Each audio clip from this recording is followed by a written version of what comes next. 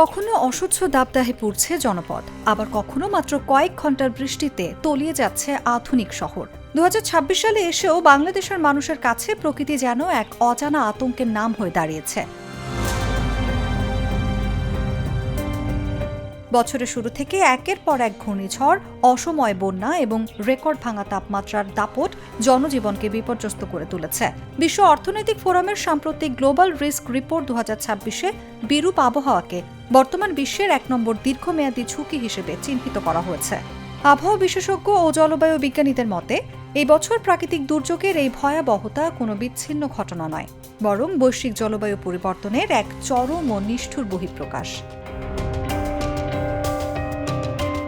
এবছর দুর্যোগ বাড়ার অন্যতম প্রধান কারণ বঙ্গোপসাগর ও আরব সাগরের উপরিভাগের তাপমাত্রা অস্বাভাবিক বৃদ্ধি।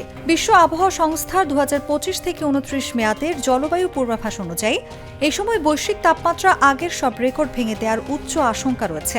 সমুদ্রের পানি যত উষ্ণ হয়, লঘুচাপগুলো তত দ্রুত শক্তিশালী ঘূর্ণিঝড়ের রূপ নেয়।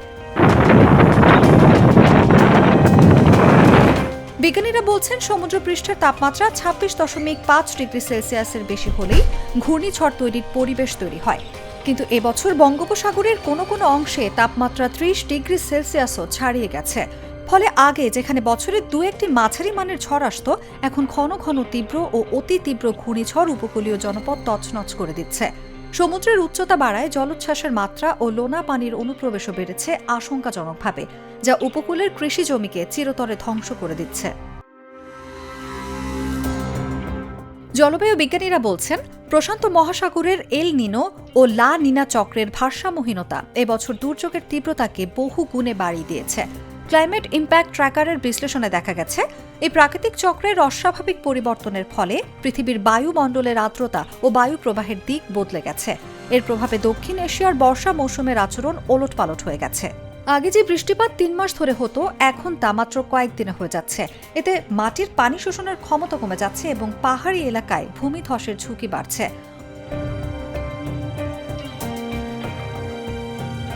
অন্যদিকে শুষ্ক মৌসুমে দেখা দিচ্ছে দীর্ঘমেয়াদী খরা, যা বোরো ধান সহ রবি শস্যের ব্যাপক ক্ষতি করছে।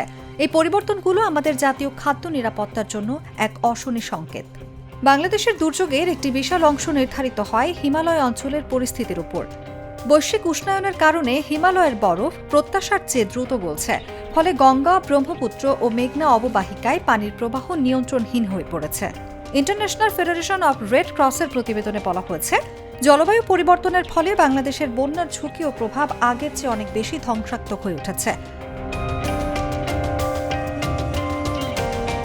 সম্প্রতি উত্তর পূর্বাঞ্চলের সিলেট ও সুনামগঞ্জের হাওর এলাকায় হওয়া আগাম বন্যা এর বড় প্রমাণ। উজান থেকে নেমে আসা পাহাড়ি ঢল ও অতিবৃষ্টির ফলে কৃষকের স্বপ্নের ফসল কাটার আগেই পানির নিচে তলিয়ে যাচ্ছে। এর সঙ্গে যোগ হচ্ছে নদী ভাঙন, যা প্রতি বছর হাজার হাজার মানুষকে বাস্তুচ্যুত করছে। জার্মান ওয়াচের ক্লাইমেট রিলেটেড রিস্ক ইন্ডেক্স অনুযায়ী জলবায়ু পরিবর্তনের ফলে সবচেয়ে বেশি ক্ষতিগ্রস্ত দেশের তালিকায় বাংলাদেশ 13তম অবস্থানে রয়েছে।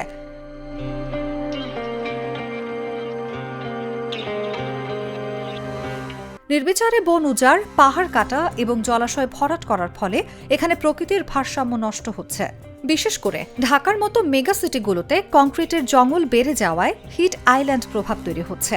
শহরের জলাধারগুলো দখল হয়ে যাওয়ায় সামান্য বৃষ্টিতেই ভয়াবহ জলাবদ্ধতা তৈরি হচ্ছে, যা দিন শেষে জীবন ও সম্পদের ক্ষতির কারণ হয়ে দাঁড়াচ্ছে।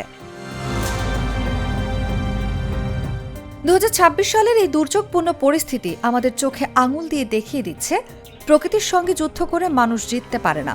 এই অবস্থায় বিশ্ব নেতৃত্বের কার্বন নিঃসরণ কমানোর প্রতিশ্রুতিগুলো যেমন বাস্তবায়ন জরুরি, তেমনি স্থানীয়ভাবে আমাদের পরিবেশ সচেতন হওয়া ছাড়া কোনো বিকল্প নেই। নতুবা আগামী বছরগুলোতে দুর্যোগের এই মিছিল আরও দীর্ঘ হবে।